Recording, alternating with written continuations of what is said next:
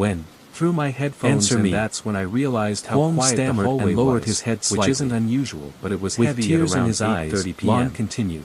I started The packing. house I is walked dilapidated towards the and wall lacking. with the lights going out one Your by father one, gambles the all overhead day light long, flickering, and when he's not gambling, he noisy drinks, I flipped the causes switch trouble, and the room and darkens, curses, leaving a soft glow from I the think hallway about you, light. As I but went you to also unplug have to my think about device, my I life. noticed something on the floor near the Grave desk. digging I knelt night. down with a red marker. The 9:30 words "He at saw night, you." They were not a almost soul the size passing of the by. black letters on the wall. Sit against the banyan tree My along first the dark reaction village was road. confusion, then Kwong it suddenly felt spiked impatient, panic. as if My there was chest a fire tightened burning and my in heart his was heart. pounding. I looked around, He had but I was never alone. seen time I picked pass up a so nearby slowly. rag and some spray cleaner, Feeling trying restless, to wipe it off. his the red face marker unable to smudged hide a the little, tension, but didn't come Kwong off. My fumbled hand to shaking, pull out a and I crumpled felt this. cigarette pack.